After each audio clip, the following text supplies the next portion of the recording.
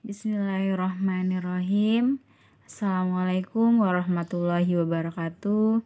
Halo anak-anakku, bagaimana kabarnya? Semoga semuanya sehat selalu ya, dan selalu dalam lindungan Allah Subhanahu wa Ta'ala. Amin amin ya rabbal alamin. Baik anak-anak, di pertemuan sebelumnya kita sudah membahas mengenai teks deskripsi. Untuk pertemuan kali ini kita akan membahas tentang cerita fantasi, yaitu mengenai pengertian cerita fantasi, tujuan, ciri-ciri, dan juga jenis cerita fantasi. Baik anak-anak, untuk yang pertama itu adalah pengertian cerita fantasi.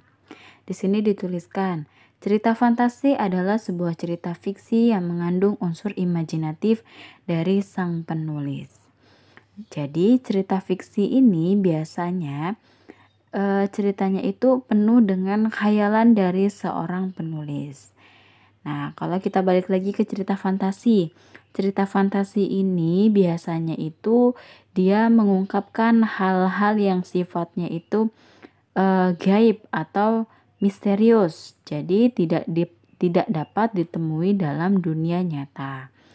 Nah, karena cerita fantasi ini temanya biasanya magic atau supranatural, maka tokoh-tokoh dan juga latar yang diciptakan oleh seorang penulis itu tidak ada dalam dunia nyata. Juga latar yang diciptakan oleh seorang penulis itu selanjutnya yaitu ciri-ciri cerita fantasi. Ciri yang pertama adalah ide cerita yang terbuka. Artinya, ide yang didapatkan oleh sang pengarang itu tidak ada batasannya. Nah, biasanya ide ceritanya itu sifatnya itu adalah sifat yang sederhana, tetapi mampu memberikan pesan yang menarik dalam cerita tersebut.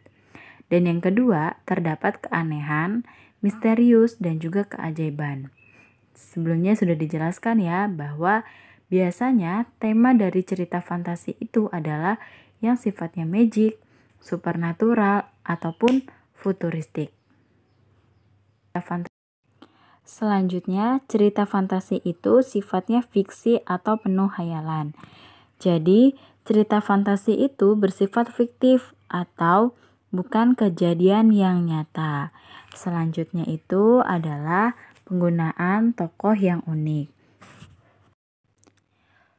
Tokoh dalam cerita fantasi itu biasanya diberi watak dan juga ciri-ciri yang unik yang tidak ada dalam kehidupan sehari-hari. Misalnya, sang tokoh memiliki kesaktian-kesaktian tertentu. Terus apa lagi?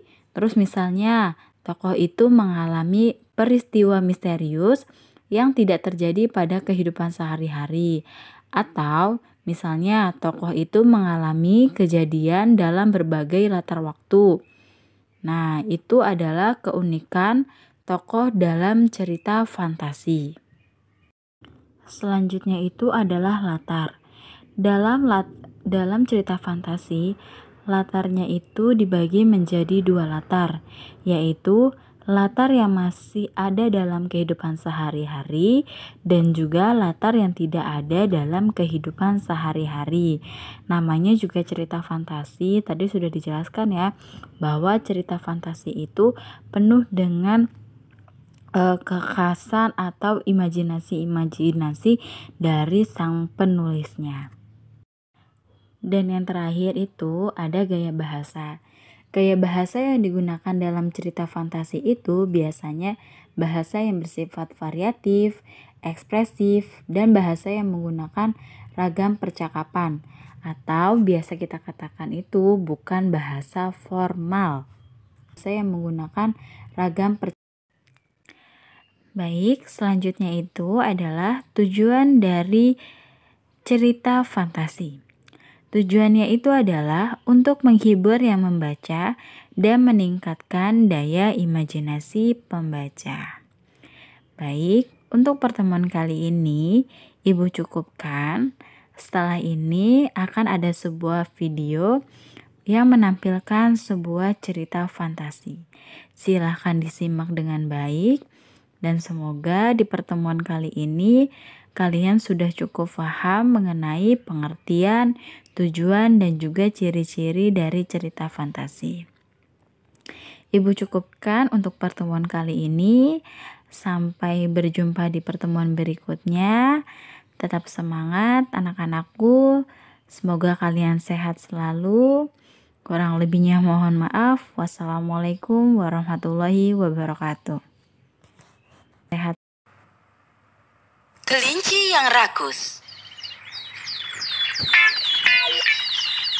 Pada suatu hari, ada seekor kelinci dan dia selalu lapar. Dia adalah kelinci yang rakus. Dia selalu saja makan banyak dan juga tidur lama. Selalu saja makan, dan makan. Makan sepanjang malam, makan sepanjang hari, tapi dia tidak pernah puas dengan apa yang dia makan. Suatu ketika, kelompok kelinci menyerbu ladang sayuran. Semua kelinci makan dengan cepat. Tapi, si kelinci rakus tidak berhenti makan. Salah seekor kelinci mengingatkan, "Hei kau makanlah dengan cepat. Kalau tidak, pemilik ladang akan datang dan melempari kita dengan batu." Si kelinci rakus pun menjawab, "Tolong biarkan aku makan lagi. Aku akan makan banyak. Lalu kita akan kembali." Kelinci rakus yang lapar terus saja makan, dan makan. Kelinci yang lain pun berkata, "Hei kau, makan dengan cepat. Lihat itu, pemilik ladang sudah terlihat. Dia akan segera mendatangi kita." "Oh, tidak apa-apa. Dia belum sampai di bagian ladang ini. Tolong biarkan aku makan. Aku akan makan lagi, makan dengan banyak, lalu kita akan berlari pulang." Pada saat itu, pemilik ladang mulai mendekat, dan semua kelinci mulai berteriak, "Lari, lari! Pemilik ladang sudah tiba, lari semuanya!" Semua kelinci mulai berlarian dan mulai melompat-lompat menjauh. Tapi si kelinci rakus tidak bisa berlari cepat, bahkan dia tidak bisa melompat karena dia terlalu banyak makan. Perutnya menjadi berat sekali. Semua kelinci bergegas dan melompat keluar dari pagar pembatas ladang. Tapi si kelinci rakus makan terlalu banyak, sehingga dia saat mencoba melompat terjatuh ke bawah pagar ladang. Di sana ada banyak batu yang tertancap pada tubuhnya. Dan pada saat itu juga pemilik ladang tiba dengan tongkat besar di tangannya. Dia mengayunkan tongkatnya kepada si kelinci rakus dan mengenainya dengan telak. Berlari sambil terpincang-pincang, kelinci rakus akhirnya berhasil mencapai rumahnya. Dia pun berpikir, "Oh, akhirnya aku selamat, syukurlah." Dia mulai berjalan perlahan, tapi ada seekor rubah di belakangnya. Dan tiba-tiba rubah itu mulai berlari ke arah para kelinci. Semua kelinci lain masuk ke dalam rumah, tapi si kelinci rakus tertinggal jauh di belakang. Pada saat dia memasuki rumah, perutnya besar, amat berat, dan membengkak dengan makanan, sehingga dia tersangkut di pintu. Semua kelinci menariknya dari dalam, dan rubah menggigit ekornya. Itu seperti sebuah tarik tambang. Dan si kelinci rakus mulai berteriak dan menangis, tapi rubah tidak melepasnya. Pada akhirnya, ekor kelinci rakus putus. Dan rubah pun terjatuh dengan suara yang keras. Semua kelinci akhirnya berhasil menarik si kelinci rakus ke dalam rumah. Hari ini, kebiasaan rakus si kelinci rakus akhirnya membuatnya berada dalam masalah. Nyawanya selamat, tapi kehilangan ekornya.